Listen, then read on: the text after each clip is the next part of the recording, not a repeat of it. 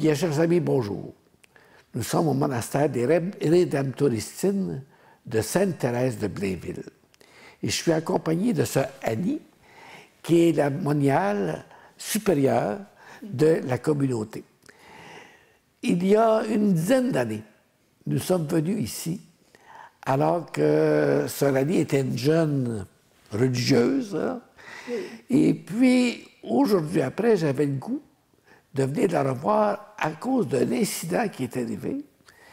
Une personne m'a fait remarquer qu'on avait dans nos archives de belles émissions dans ce même monastère. Et en voyant les archives, ça nous indique combien de fois l'émission a été vue au moins sur YouTube. Et je me suis aperçu que l'émission a été vue 12 000 fois. Ça m'a impressionné, assez pour revenir au monastère et demander qu'est-ce qu'aurait l'air sœur Annie 10-12 ans après. Et ma grande surprise, mais c'est la même. Je suis encore là. Qui est toujours ici, oui. Sauf que maintenant, il y a eu un changement dans sa vie. Elle a rendu la moniale responsable, prière de la communauté. Alors, bonjour, sœur Annie. Bonjour, avec c'est une grande joie de te revoir. Pareillement, de vous revoir. Pareillement. Et puis, on va rappeler un petit peu, parce que l'émission date de 10-12 ans, là, alors c'est pas tout le monde qui sera en tête encore actuellement. Mais j'aimerais ça que tu nous renouvelles un petit peu ton cheminement. Même actuellement, tu as un visage tout jeune et les gens ne sont pas habitués souvent de voir des religieuses avec une figure jeune comme ça. Oui. Alors, si ça intrigue peut-être aussi, et c'est une nature intriguée dans le monde d'aujourd'hui. Alors, sœur Annie, je te demande de nous rappeler dans quelques mots le cheminement qui t'a conduit de la vie familiale, étudiante, professionnelle, à la vie monastique. Alors, ben c'est ça. Alors, moi, c'est en 2004. Hein, c'est en 2004 que j'ai fait mon entrée. Mais j'avais connu quand même la communauté quelques années auparavant. Bon, quand j'allais au cégep, eh bien, on offrait des fins de semaine pour les jeunes dans les monastères. Et ça m'a comme toujours intriguée un peu de voir des moines ou des moniales qui justement donnaient leur vie au Seigneur. On sentait une paix, on sentait une sérénité. Et puis, alors, habituellement, moi, j'allais à Berthierville, chez les sœurs moniales qui étaient présentes à cet endroit. Mais c'était fermé. Alors, je devais me trouver un autre endroit pour une fin de semaine, prendre quelques jours de prière, de silence. Et puis, alors, comme j'étais cartographe à ce moment-là, comme travail, eh bien, je suis allée sur Internet, j'ai tapé quelque chose comme monial ou monastère, et puis bon, je suis tombée, si on peut dire, où le Seigneur m'a fait tomber sur l'adresse ici, tout simplement, du monastère. Et mais je le dis toujours avec beaucoup d'humilité, c'est que la première fois que je suis arrivée ici, je me suis perdue. Alors, imaginez que comme cartographe, se perdre, c'est pas toujours évident, mais le Seigneur voulait ça ainsi. Et quand je suis venue ici la première fois, c'était vraiment comme si j'étais déjà venue ici. C'était vraiment paisible, c'était vraiment... Mais là, de dire que je serais religieuse, ça, c'est autre chose quand même. Mais c'est au fil du temps, les rencontres que j'ai faites. J'ai rencontré une jeune sœur. Il y a une sœur qui me dit, est-ce que tu as pensé à la vie religieuse? Et puis, alors, c'est tous des questionnements qui sont restés dans mon cœur. Et bien, je voulais en avoir le cœur net, hein, d'aller au bout de ça, au bout de ces questionnements-là. Alors, j'ai fait des stages. J'ai fait un stage de 15 jours. Après ça, 6 mois plus tard, 15 jours. Après ça, un stage de 2 mois pour terminer, parce qu'on peut faire comme 3 mois, hein, une expérience de stage avec les sœurs, pour voir si ça correspond à nous, si ça correspond à ce que le Seigneur peut nous appeler, nous inviter. Puis, alors, au bout de mes stages, je savais, on n'a jamais la certitude, mais c'est comme si le Seigneur m'invitait. Hein? Il nous laisse libres, hein, c'est sûr, c'est un appel. Mais alors, j'ai dit oui. Alors, c'est en 2004 que je suis entrée. Et cela dit, genre, à ce moment-ci, faire un petit retour en arrière. Oui, d'accord. Puis là, tu nous as parlé de ton cheminement pour devenir religieuse, moniale. Mais je sais que tu as un cheminement en arrière de ça, ta vie civile ordinaire. Là, hein? Oui, bien sûr. Comment tu vivais ça avant d'entrer? Là? Puis, là, tu as dû parler de ton cheminement. Tu avais été dans une famille. Oui, tu as fait des études, tu as eu un métier. Oui. Je crois que tu as eu un copain aussi. Oui, j'ai eu un copain. Bon, parle-nous de ça. Tu avais une vie sportive aussi, je pas pense. mal sportive, oui, mais c'est ça. Ben, moi, je viens quand même d'une famille, on est 2 enfants. On avait mes 2 parents. J'ai un grand frère avec moi. Et puis, on a toujours été... Ma mère était catéchète quand on était jeunes, alors c'était elle qui, un peu, je dirais, qui nous a enseigné aussi, qui nous a appris la prière, qui nous a... Et puis, alors, je pense que c'est à ce moment-là que le Seigneur, il prépare le terreau hein, de nos cœurs, de mon cœur. Et j'ai eu une enfance, je dirais, normale, bien entourée. Mais comme vous dites, avec Claude, j'étais sportive. Alors, dès l'âge de 6 ans, j'ai commencé à faire du sport, j'ai joué au hockey, et puis ça me suivit jusque presque à mon entrée. Alors, pour moi, c'était... Je m'épanouissais en faisant du sport, tout ça. Puis en même temps, ben c'est ça. Alors, j'ai grandi avec le sport, avec la famille, puis en même temps, ben, avec ma foi, mais qui était, je dirais, un peu chancelante. Hein? Et à un moment donné, je pense que c'est quelque chose qui est normal puis, alors, je peux comprendre des fois les jeunes d'aujourd'hui ou peut-être les personnes d'aujourd'hui qui parfois ils doutent. Je pense que c'est quelque chose qui est tout à fait normal, qui peut nous arriver. Et puis, à un moment donné, j'ai été demandée, j'allais au Patro à Charlebourg, j'ai été demandée pour travailler avec les jeunes en pastoral. Alors, je pense que le Seigneur, à ce moment-là, m'a comme ressaisi dans ma foi en voyant ces jeunes-là qui cherchent, qui ont une candeur, une simplicité à parler à Jésus. Alors, ça m'est revenu là, vraiment comme un souffle nouveau pour moi. Après ça, j'ai commencé mes études comme cartographe au Cégep à Québec. Et puis, comme j'expliquais tantôt, c'est ça. Puis j'ai c'est ça, comme vous dites aussi, j'ai un copain. Alors, j'ai vraiment vécu, j'ai eu un logement, j'ai vécu avec une compagne, en logement et puis tout ça. Fait que mais je dirais qu'avec tout ça, avec tout ce que j'ai vécu, il me manquait quelque chose. Il manquait quelque chose de saveur, je dirais. Il y avait comme un vide que je ne pouvais pas remplir, puis que personne d'autre pouvait remplir aussi. Et c'est là qu'arrive le cheminement. Là. Exactement, tout à fait. Je te pose une question peut-être en parenthèse. Bien sûr. Que les gens à la maison te voyant, puis disent tu as eu un copain. Comment le copain en réagit? C'est une question sûrement que les gens peuvent se poser. J'ai été chanceuse parce que j'ai eu un bon copain. Quand j'ai su en moi qu'il y avait comme un questionnement, je lui ai aidé tout de suite pour être dans la vérité. Et puis, il a accueilli ça. Probablement que ça a été difficile quand même. Il l'a accueilli. Je pense que ce qui est important pour lui, c'est que je sois heureuse. Alors, je pense qu'il me laissait comme dire, fais ton expérience et tout ça. Et puis, fait que ça me laissait comme une certaine liberté de dire, je peux vivre pleinement mes stages, je peux vivre pleinement ce que je me sens interpellée à vivre. Là.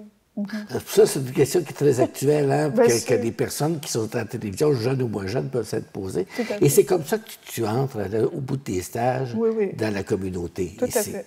Oui. Et qu'est-ce que tu trouves ici à t'épanouir? Tu as eu des étapes sûrement. Bien sûr. Tu as été comme stagiaire, tu as dû avoir des vœux temporaires, des vœux perpétuels. Alors, comment ça se vit tout ça? Là? Oui. Quand on entre, on devient postulante. Ça, c'est la première étape. Enfin, dans mon temps, si je peux dire ça, même si je suis jeune. Alors, on a une étape qui s'appelle le postulat. Ça dure à peu près 1 an. Et puis, c'est une étape de formation, c'est une étape de découverte aussi. Peu à peu, on s'intègre à la communauté. Hein. Les jeunes qui arrivent, on ne peut pas leur demander d'être constamment, de suivre l'horaire. Il faut vraiment que ce soit quelque chose de progressif parce qu'on quitte le monde. Hein, alors, il y a des choses qu'on quitte, alors il faut se laisser le temps. Alors, il y a une période d'1 an de postulat. Après, la jeune fait une demande à la prière. Nous, on a notre prière, mais c'est la même chose que le supérieur quand même. Mais alors, la jeune fait une demande pour continuer, faire une étape de plus, hein, si le Seigneur continue à l'interpeller. Et après, c'est le noviciat. Alors, il y a 2 ans de noviciat. Il n'y a pas encore d'engagement, mais je veux dire pas public, mais quand même intérieurement. Qu'est-ce que vous faites pendant le noviciat? C'est ça. La même chose, c'est quand même c'est le temps de formation. Le postulat et le noviciat, c'est des grands temps de formation. On est formé sur la prière, sur les fondateurs, sur l'oraison, la vie monastique, enfin l'histoire un peu, des monastères, ou en fait de notre ordre aussi, l'ordre du Très Saint Rédempteur. Alors, et après ces 2 ans de noviciat, puis après ça, ben, si la jeune veut continuer, faire une étape de plus, elle fait une demande de vœux temporaires. Alors moi, j'ai fait mes vœux temporaires, c'est en 2008, et pour une durée de 3 ans. Alors là, on s'intègre un peu plus dans la communauté. On reçoit l'habit. Ah oui? On reçoit l'habit presque au complet. Presque au complet. C'est à ce moment, après le noviciat, au vœu temporaire. Ouais, après le noviciat, au noviciat, on a comme au postulat, on a comme un petit jumper rouge. Au noviciat, le voile blanc s'ajoute. Ah oui? Il y a les étapes. Et oui. puis, au vœu temporaire, c'est l'habit, sauf avec quelques détails de l'anneau, du médaillon et des choses comme ça. Là, mais c'est ça. Alors, au vœu temporaire, on reçoit l'habit. C'est un temps de formation aussi, mais on s'intègre un peu plus. Alors, on a peut-être un travail dans la communauté pour... puis alors, c'est toujours une étape d'intégration, parce qu'on a quand même plusieurs années pour vraiment s'assurer que le Seigneur nous appelle, parce que c'est vraiment lui qui appelle, c'est pas... alors, moi, ça a été 3 ans de vœux temporaires. Puis après les vœux temporaires, on fait une demande pour les vœux solennels, pour toujours. On s'engage devant Dieu, dans une communauté. Alors, c'est vraiment... c'est vraiment quelque chose de grand. Et toi, c'est en quelle année tu as fait tes vœux perpétuels? En 2011. Donc, c'est pas tellement loin encore. Non, quand même. Je suis encore jeune. Oui. Et puis, est-ce que tu aspirais, hein, quand tu étais jeune, tu as fait ton stage, puis tu nous as parlé de ton cheminement, de ton forme de spiritualité. Est-ce que tu trouvais ça ici? Oui, parce que quand je suis venue ici la première fois, j'avais comme redécouvert combien le Seigneur m'aimait. Je pense qu'au fil du temps, au fil de mon temps ici, de mon cheminement ici, j'ai toujours approfondi cet amour-là que le Seigneur a pour moi, que le Seigneur a pour nous, mais je veux dire personnellement, parce qu'il nous aime de façon unique et personnelle. Et à travers mes sœurs, à travers les personnes, à travers sa parole, la parole de Dieu. Alors c'est comme toujours de redécouvrir cet amour-là. Et c'est ça qui fait qu'on reste ici. C'est pas pour... c'est parce qu'on sait qu'il nous aime, parce que, puis comme je dis, on essaie de répondre amoureux pour amour à son appel, tout simplement. C'est beau, hein? Et puis, maintenant, tu as fait tes vœux temporaires. Et puis, comment tu as vécu parce qu'en téléphonant la première fois pour prendre contact avec toi, je me suis posé la question. Parce qu'aujourd'hui, il y a tellement de changements, hein? Les gens qui changent d'option, c'est très fréquent. Je me suis posé, est-ce qu'il est encore là, ce ami? Est-ce qu'il est encore là? Oui. Et c'est là que j'ai appris que tu étais encore là. Ben oui. Et puis, en plus, tu es nommé mère prieur. Oui. Alors, j'étais très agréablement, pas surpris, mais vraiment ravi de ça. Mais est-ce que tu peux parler de ces années-là, là? Puis ensuite, ces années récentes, là, cette année récente, où tu es devenu prieur. Comment ça se passe depuis ces dernières années? Je trouve que tu n'as pas changé. Là. Bon, peut-être de lunettes, là, pas ça. Mais, je veux dire, le cœur et l'esprit, comment ça a cheminé? Bien, je pense d'ailleurs, on reste qu'on est. Hein, je veux dire, c'est... une fois que les vœux solennels sont faits, comment je dirais, on pourrait dire après ça, il n'y a plus d'autres étapes. Le postulat est fait, le noviciat, les vœux temporaires. Alors, qu'est-ce qu'il y a après? On est en attente, mais oui, on est en attente parce que c'est le ciel qui nous attend un jour, mais je me dis que c'est les années suivantes, ben, j'ai approfondi ma relation avec Dieu, j'ai approfondi... je me suis établie d'un peu plus dans la communauté à travers les tâches qui m'ont été demandées. Alors, et en communauté, il faut être polyvalente. Même, je dirais, après mes vœux, j'ai été élue secrétaire du conseil. Alors là, j'entrais dans des tâches un peu plus... mais c'est un service. C'est un service. Alors, toutes ces années, c'est ça. J'ai été... appelée à différentes tâches, à différents services dans la communauté, approfondir ma foi, hein, parce qu'on n'est jamais rendu au bout de la foi, on a toujours... Et chercher Dieu, hein, on dit, les bénédictins, on dit qu'on est venu ici pour chercher Dieu, alors... Et puis, on peut jamais dire qu'on l'a trouvé entièrement. On est toujours comme une certaine recherche. À travers les psaumes, à travers l'office, parce qu'on est souvent à la chapelle pour chanter les psaumes, rechercher Dieu en toutes choses, dans les événements, les personnes qu'on rencontre, nos sœurs qu'on côtoie. Alors, c'est ça. Alors, et puis, alors, au bout, alors, comme vous dites tout dernièrement, enfin, c'est au mois de mai 2023, on a eu des élections pour la prière, puis la communauté, donc c'est les sœurs qui m'ont élu. Alors, c'est ça, ils m'ont élu comme prière de notre communauté. Alors, ça amène la question, maintenant, comment tu vis ça, ce rôle-là de supérieur, que nous autres on pourrait appeler, de prière, qu'on pourrait appeler nous autres des supérieurs d'une communauté. Comment tu vis ça, là, à ton âge, puis à ton expérience? Oui, c'est sûr que ça apporte, je dirais que ça apporte beaucoup de défis. Alors, étant jeune, c'est sûr que celle qui m'a précédée n'a pas pu, pour des raisons de santé, m'accompagner. Enfin, elle m'a accompagnée d'une autre façon par sa prière. Et puis, alors c'est sûr que je suis arrivée un petit peu dans ce rôle-là, dans ce service-là un peu, avec pas beaucoup de connaissances, mais je dirais que avec le temps, et avec l'indulgence de mes sœurs, j'ai pris confiance, j'ai appris aussi, j'apprends encore, mais c'est sûr que ça a ses défis, hein, parce que c'est comme un chef d'orchestre. Alors, j'ai 13 sœurs ici au monastère, j'ai 3 sœurs en infirmerie. Alors, c'est s'assurer que chacune chemine bien. Hein, c'est mon rôle aussi, c'est de les accompagner aussi, hein, comme une mère, mais au niveau spirituel, hein, pas une mère comme, je veux dire, il y a une maternité spirituelle qu'on est invité comme prieur. Alors, je dois les accompagner, m'assurer que ça va bien, et puis qu'elles cheminent bien avec le Seigneur. Puis bon, c'est ça. Alors, Puis dans la vie de tous les jours, je lisais aussi, bon, ça c'est le rôle normal d'une prière ou d'une supérieure, faire attention aux personnes. Saint Benoît le dit tellement aussi dans sa règle. Mais on a mentionné au début de l'émission que tu étais sportive. Oui. Bien, il faut avoir un équilibre. Hein, je veux dire, il faut avoir un équilibre. Si on prend soin de soi, on va être capable de prendre soin des autres. Alors, mais c'est sûr que je dirais mes passe-temps, c'est... Bon, on a encore un panier de basketball. Je ne sais pas si on l'avait. Je sais pas si on l'avait jadis, mais en tout cas, on l'a encore, un panier de basketball. C'est surtout pour l'été, alors pour permettre de faire un peu de sport, bouger. L'exercice, prendre des marches, parce qu'on a vraiment un très beau jardin aussi, accessible seulement aux cerfs, comme cloîtré.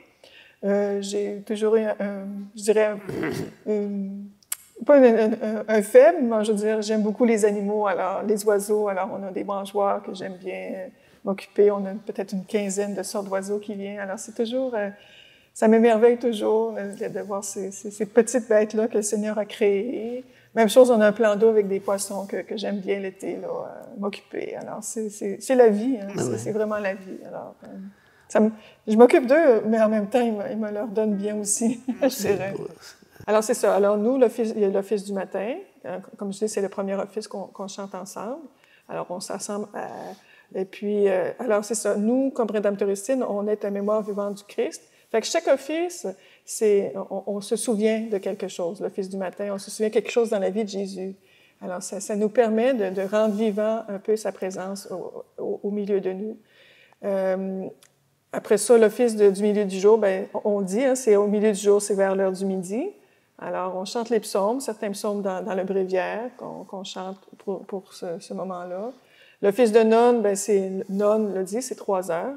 Alors, et je me souviens qu'à ce moment-là, à l'office de 3 heures, on se souvient de la passion du Christ, quand même. Hein, et puis après, les vêpres, c'est l'office du soir, hein, l'office quand la lumière tombe peu à peu. Et puis l'office de compli, bien, c'est l'office avant la nuit. Bien sûr, comme contemplative, comme sœur cloîtrée, notre vie est quand même axée sur le silence. Mais ça fait partie d'un choix aussi. Là. C'est quelque chose qui n'est pas... peu à peu, on entre dans le silence parce qu'on découvre que ce silence-là est habité. C'est ça. Alors oui, c'est sûr que notre vie est axée quand même. Le travail, quand on travaille, bien, c'est en silence. Si on a besoin de se parler, on essaie de garder quand même un climat de silence dans la... Et ça, pour beaucoup de gens, ça peut paraître extraordinaire, c'est impossible, mais pour ceux et celles, surtout, qui ont cette vocation-là, c'est une plénitude. Hein? Oui. Le silence est plein de Dieu. Exactement, mais c'est progressif. C'est progressif. Il faut se laisser le temps de découvrir justement cette richesse-là du silence, parce que oui, c'est tout à fait vrai que quand on est dans le silence, je veux pas, on sent comme un certain malaise parce que ça nous met face à nous-mêmes aussi, des fois. C'est ça. Puis ça peut... mais peu à peu, c'est quelque chose qu'on apprivoise. Je dirais qu'il y a une sorte d'apprivoisement. Alors, Séranie, peut-être une autre question. Là, tu as parlé de la vie, de soins des sœurs, puis qu'est-ce qu'elles font. Hein? Mais si tu me parlais aussi de qu'est-ce que ça vit une sœur concrètement dans une journée. Là. Puis toi, ta propre journée aussi. Comment cette soif de spiritualité, de recherche, hein, ça se vit concrètement. Alors, décris-moi donc la journée d'une moniale, puis après ça, la journée d'une prière. OK, d'accord, parfait. Alors, nous, on se lève à 5h15. Alors, pour certains, ça peut paraître un peu tôt, mais quand même, c'est quelque chose qui est quand même progressif. Comme je disais, qu'on ne demande pas aux candidats quand ils arrivent. Alors, on se lève à 5h15.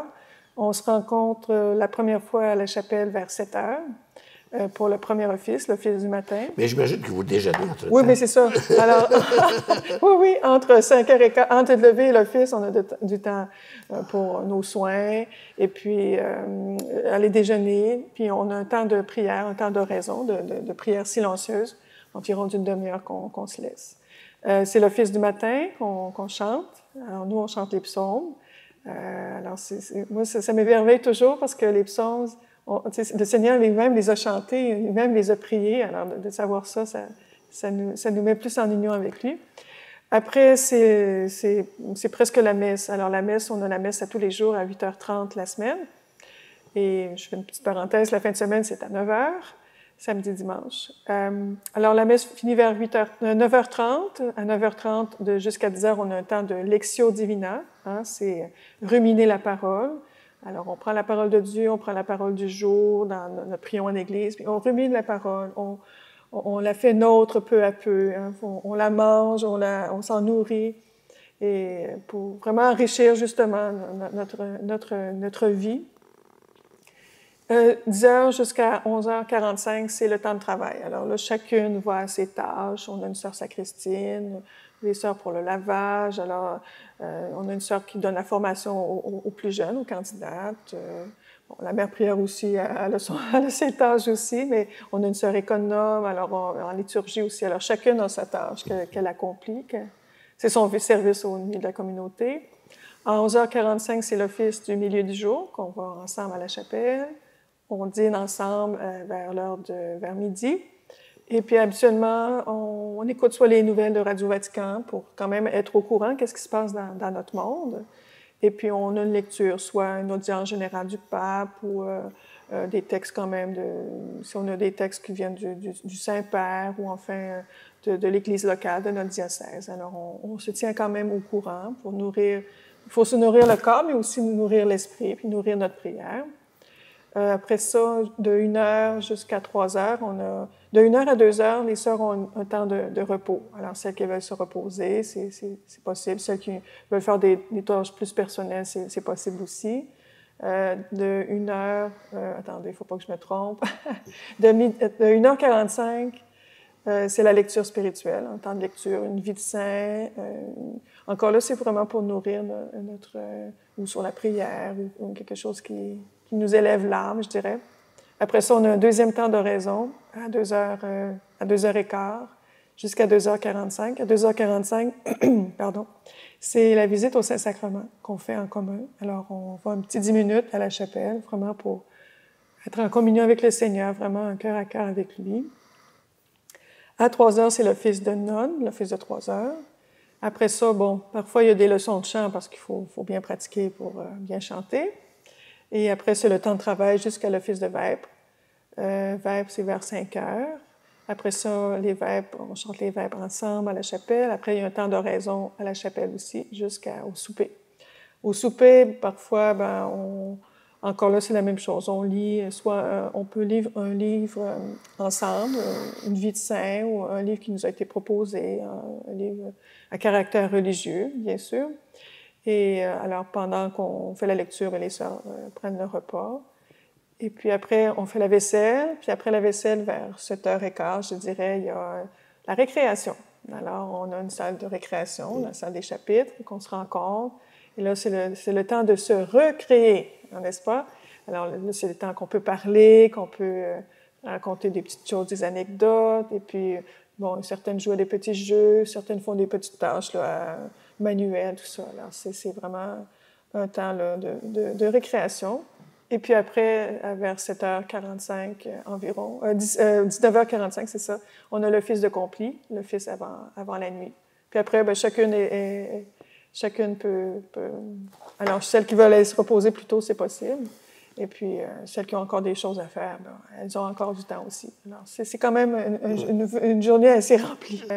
Quelques années, j'ai certaines sœurs qui font des enfants Jésus de cire. Ah oui! Tout à fait, tout à fait. Oh. Alors, grâce à certaines communautés qui nous ont partagé leurs objets là, pour en faire. Là. Alors, il y a une sœur d'une communauté, justement, qui est venue nous montrer comment en faire, tout ça. Fait que peu à peu, ça fait quelques années qu'on en vend. Et puis, on voudrait que ce soit comme notre couleur à nous, je veux dire, quelque chose qu'on peut... Ça a besoin d'être publicisé, si on rappelle ça. Hein? Oui, oui. Parce qu'on sait que les petits Jésus de cire sont rendus très rares, très, très, très rares. Et les magasins qui en vendaient n'en vendent plus. Oui. Ah, c'est une bonne référence, ça. Oui, Tout à l'heure, tu vas nous donner l'adresse, là. Hein? Et si des gens veulent s'en procurer, alors c'est une belle place. Oui, oui, tout à fait. Alors, ça, c'est une belle vie au monastère ici. Hein? Alors, si des gens veulent venir au monastère ou vous écrire, ou peu importe, c'est quoi l'adresse? C'est où c'est le monastère des Rédemptoristines, là, ici? OK. Alors, nous, on est situé, comme l'abbé Claude disait, nous autres, on est situé à Sainte-Thérèse. Alors, notre adresse postale, c'est le 115 chemin de la Côte-Saint-Louis-Ouest à Sainte-Thérèse, J7E2H8. Et pour l'adresse courriel, parce que des fois, on reçoit des courriels aussi, ossr.steth.ca@gmail.com. On a même une page Facebook, mais là, je ne pourrais pas me dire par cœur, mais si vous dites sur Moniale Rédemptoristine du Canada, vous allez nous trouver aussi. Oui, aussi, moi, j'ai fait de la recherche uniquement. Moniale Rédemptoristine Sainte-Thérèse. On trouve très bien. On va... C'est site web aussi. Oui, et un site web aussi. Bon. Oui, tout à fait. Alors, maintenant, Sœur Annie, comme tes prières, si les gens nous écoutent, là, et puis soit des jeunes comme toi, avec un cheminement, comme tu as mentionné au début, ou des parents ou des grands-parents qui ont des jeunes qui ont une recherche de spiritualité, comment on fonctionne pour ça? Bien, c'est sûr que nous, on a, par exemple, on a une hôtellerie. Alors, les gens, on a, je pense, 5 ou 6 chambres que les gens peuvent venir prendre du temps, ressourcement, de silence dans la prière, participer à notre liturgie aussi, parce que notre chapelle est ouverte tous les jours, sauf sur l'heure du dîner, mais jusqu'à 8 heures le soir. Alors, les gens peuvent même venir à la chapelle prier un peu, ou, comme je dis, à l'hôtellerie s'ils veulent passer un court séjour parmi nous. Pour les jeunes qui sont en recherche, je me dis, c'est un lieu aussi, je veux dire, parce qu'il y a encore des jeunes, nous, on a présentement des jeunes femmes qui sont en recherche, qui viennent faire des stages. Alors, s'il y en a qui se sentent interpellés, c'est de nous contacter, et puis on voit après ça avec chacune, puis parce que c'est beau, les jeunes qui sont en recherche, moi, je me dis, je suis toujours émerveillée de ça, puis je me dis, on peut être un lieu pour aider dans leur recherche. On peut vraiment être un lieu qui leur permet de vraiment faire je dirais, pour vraiment se concentrer sur ce questionnement-là, un peu comme j'ai fait, j'oserais dire, quand je suis venue ici. Alors, mais c'est ça, alors on peut aussi les accueillir. Parfait. Puis comme exemple de tout ça, hein, je pense que c'est tellement intéressant d'être ici qu'on va en profiter pour faire une deuxième émission.